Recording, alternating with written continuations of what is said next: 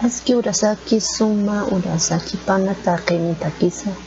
Anchas días Mawa, vocabulario de uso frecuente estaremos aprendiendo. 35 palabras comunes en Aymara. Arctanip Tukuyaptati. Han terminado. Manga, comida. Gila, gilata, hermano. Gila, gilata. Uru, día. Uru. Cuyaca, hermana. Cuyaca. Paxi, luna, mes. Paxi. Niño, yocaya. Yocaya. Mara, año. India, niña. Gisa, sí. Yacha, hombre. Yatintiri, alumno, alumna. Yatichiri, profesor, profesora.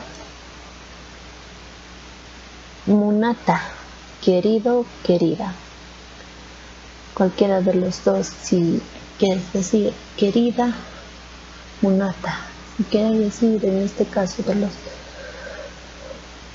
varones querido, acerca de los varones querido, munata, igual. Pastita, pásame. Masuru, ayer. Kauna, huevo. Hayu, sal. Arama, aruma, noche. Tata, señor. Haipu, tarde. Mama, señora. Kalti, mañana. Warmi, mujer. Hani, haniwa, no. Hichuru, hoy día. Yatekeri, alumno, estudiante, se puede decir. Choque, papa. Cama, hasta, sufijo, es un sufijo. Naka, naja, sufijo pluralizador. Tanta, pan. Waktita, regálame. Jutuma, jutam, ven. Aicha, carne. Yuspayarpa, gracias. Tukuitati, ¿terminaste? Eso es todo, amigos. Hasta otra oportunidad. Ya kauras kama hila tukuyayka.